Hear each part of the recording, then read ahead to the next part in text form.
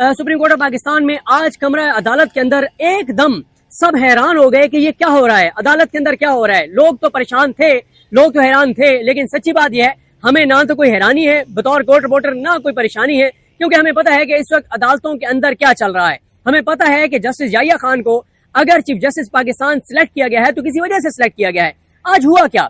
आज हुआ ये कि 10:30 बजे का टाइम रखा गया था कि इमरान खान साहब के केस की समाअत होगी। चौथी मर्तबा समाअत थी। पहले समाअत मुकर्रर की गई तो सलमान सफदर साहब बैरून मुल्क थे, कहा गया कि 2 दिन का आप टाइम दे दें। 2 दिन की बजाय 10-12 दिन की तारीख डाल दी गई। अगली तारीख पे जनाब ये कहा गया कि हम नोटिस करते हैं और प्रोसिक्यूशन के मर्जी का टाइम दे दिया गया। अब प्रोसिक्यूशन की मर्जी का टाइम 19 अगस्त था। 19 अगस्त को जस्टिस याहिया खान ने कहा कि मैंने डॉक्यूमेंट्स नहीं पढ़े हुए, समाअत 20 अगस्त को रख दी गई। और इसको जोड़ा जा रहा है, बहुत से हमारे कोर्ट रिपोर्टर्स भी ये बात कह रहे हैं, बहुत से लोग इसको जोड़ रहे हैं कि जो इमरान खान साहब को कहा गया कि जब तक आप माफी नहीं मांगेंगे तो 9 मई में आपको कोई रिलीफ नहीं दिया जाएगा। कल असरात मलिक साहब ने बड़ी अच्छी बात की, अमानत गुशकोरी साहब के साथ वो व्लॉग कर रहे थे। उन्होंने कहा कि एस्टेब्लिशमेंट को बहुत शिकवा था, एस्टेब्लिशमेंट को बहुत शिकायत थी कि जनाब 9 मई के मामले में अदालतें एस्टेब्लिशमेंट के साथ ताउन नहीं कर रही। तो जस्टिस याहिया अफरीदी साहब ने वो कर्ज चुका दिया है जो एस्टेब्लिशमेंट चाहती थी। बल्कि आज एक मैंने क्योंकि उनसे इजाजत नहीं ली कि मैं आपके नाम से कोर्ट कर सकता हूँ, ये नहीं कर सकता। हमारे एक बड़े अच्छे दोस्त हैं, उन्होंने कहा जस्टिस याहिया खान 9 मई के तारा मसीह हैं। तारा मसीह जिसने फांसी दी थी भुट्टो को, तो वो अदालती कत्ल था। तो उन्होंने कहा कि 9 मई के तारा मसीह जस्टिस याहिया खान है। क्यों? क्योंकि उन्होंने 120 दिन में 9 मई के केसों के फैसले करने का हुक्म दिया। उन्होंने ना तो ये देखा कि केसेस बनते हैं नहीं बनते, बरियत की दरखास्तों के फैसले करने हैं नहीं करने, फेयर ट्रायल है नहीं है, या जो मतलब जमानतें देनी है नहीं देनी। उन्होंने सीधे ही एटीसी कोर्ट्स को कहा कि सजाएं सुनो, फैसले सुनो। और उसके बाद आपने देखा सरगोदा के नईम शेख ने जो फैसले दिए, फैसलाबाद वाले जज ने जो फैसले दिए, अरशद जावेद ने जो फैसले दिए, मंजर अली गिल ने जो फैसले दिए, वो आपके सामने है। फिर जज अमजद शाह जो कर रहे हैं, जो जेज का हमला केस सुन रहे हैं, उनकी भी सूरत हाल आपके सामने है। तो बात यह है कि आज 10:30 बजे का टाइम था, 3 जजेस कोर्ट रूम में मौजूद थे। जस्टिस याहिया खान, उनके लेफ्ट साइड पे जस्टिस मियां गुल हसन और एग्जेब बैठे थे, और राइट साइड पर जस्टिस शफी सिद्दीकी थे। आज कमरा अदालत खचाखच भरा हुआ था। जस्टिस याहिया खान के चीफ जस्टिस पाकिस्तान बनने के बाद आज पहली मर्तबा कमरा अदालत में इतना ज्यादा रश था। और उस रश की वजह यह है कि कल इमरान खान साहब की जो बहनें, उन्होंने पीटीआई की लीडरशिप को ये मैसेज दिया कि देखें हम बहनें तो मौजूद होती हैं, लेकिन इमरान खान के लिए अहम केस है।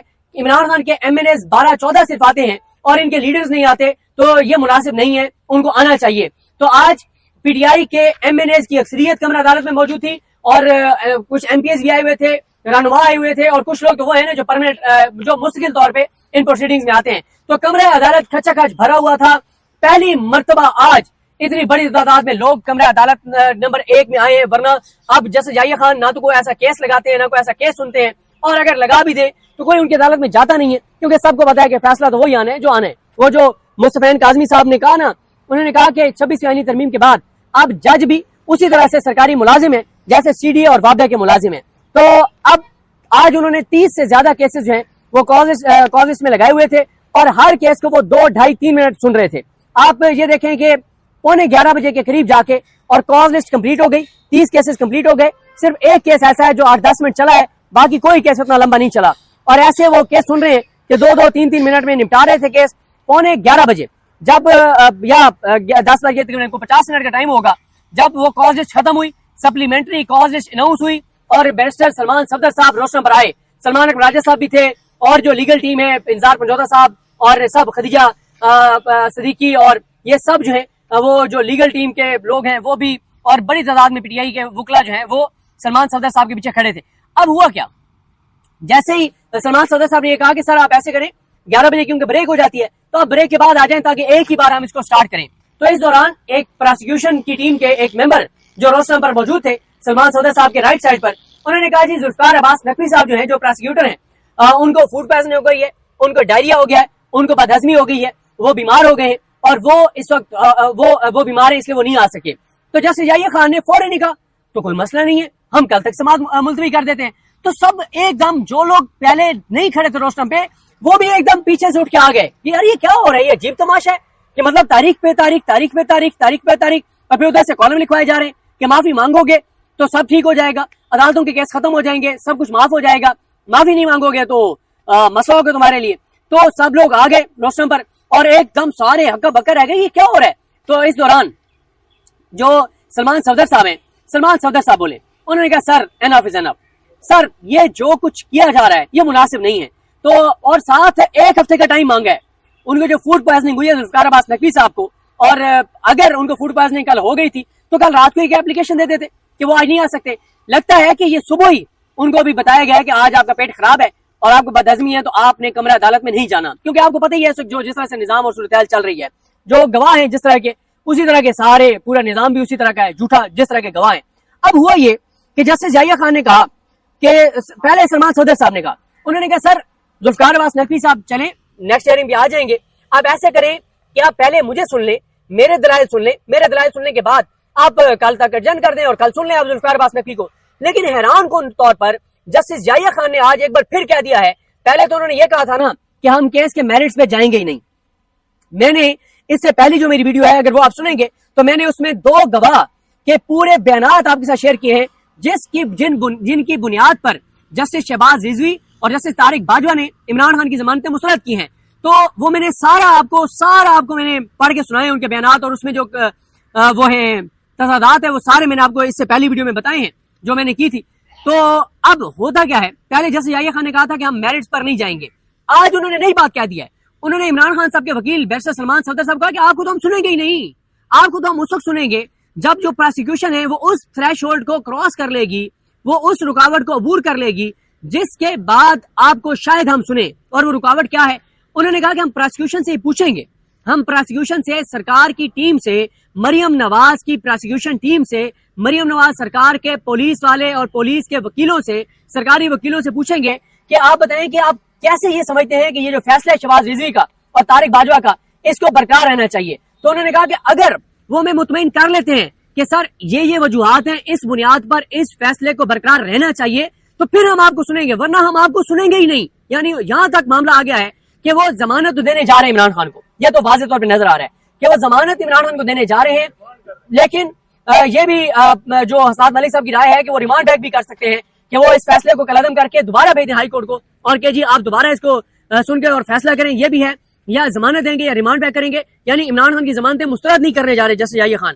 لیکن یہ اب حیران کن ہے کہ وہ کہہ رہے ہیں کہ پہلے ہم پروسیکیوشن کو سنیں گے, پھر اگر ضرورت پڑی تو آپ کو سنیں گے. اب سلمان صفدر صاحب کو وہ کیوں نہیں سن رہے؟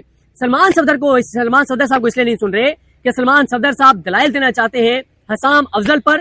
عصمت وہ جو ہے دوسرا پولیس والا جو کہتا ہے کہ میں نے چکری میں کارکن کے روپ میں جا کے اور سنا, سلمان صفدر صاحب بتانا چاہتے ہیں کہ جن 2 گواہوں پر کی گواہی پر ایمان لائے ہیں جسٹس سید شہباز رضوی اور طارق باجوہ, وہ کتنے جھوٹے انسان ہیں, وہ کیسے من گھڑت باتیں کر رہے ہیں, اور ان کے بیانات کو شاہ محمود قریشی کے معاملے میں اور فواد چودھری کے معاملے میں ان کو جھوٹے قرار دیا گیا ہے. تو جو گواہ جھوٹے قرار پائے ہیں تو ان کی تو آپ کوئی ان کی تو ویلیو ہی نہیں ہے. اب جیسے یحییٰ خان یہ سمجھتے ہیں, اور وہ سمجھتے کیا ہیں, وہ تو یعنی یہ طے کر کے بیٹھے ہیں کہ میرٹس پہ نہ سننا پڑے کیس, کیونکہ میرٹس پہ سننے سے 2 مسئلے ہیں. ایک تو یہ ہے کہ جب سلمان صفدر صاحب دلائل دیں گے تو وہ ظاہر ہے ایک میڈیا میں رپورٹ ہوگا, انٹرنیشنل میڈیا میں رپورٹ ہوگا, کیونکہ سپریم کورٹ آف پاکستان میں جو کیسز چلتے ہیں یہاں پہ انٹرنیشنل میڈیا بھی کمرہ عدالت میں موجود ہوتا ہے. تو اگر سلمان صفدر صاحب دلائل دیں گے اور بتائیں گے کہ شہباز رضوی نے اور طارق باجوہ نے جن 2 گواہوں کو کہا ہے کہ یہ سچ بول رہے ہیں, ان کا کردار یہ ہے, ان کے بارے میں ان کی اپنی عدالتوں میں یہ لکھا گیا ہے, انہوں نے یہ جھوٹ بولا ہے, یہ غلط بیانی کیا, یہ تضادات ہیں, تو پورے انٹرنیشنل میڈیا تک یہ بات جائے گی کہ جناب یہ تو جھوٹے گواہ تھے, یہ تو ثابت ہو گئے جھوٹے. اب جیسے یحییٰ خان اس کے بعد ان کو تو لکھنا پڑے گا کہ یہ گواہ جھوٹ بولا ہے انہوں نے, اور جب وہ لکھ دیں گے کہ ان گواہوں نے جھوٹ بولا ہے تو نیچے جو 9 مئی کے باقی کیسز ہیں وہ تو بڑھ جائیں گے, کیونکہ پورا 9 مئی کا بیانیہ جو ہے وہ 2 گواہوں کے اوپر سٹینڈ کرتا ہے.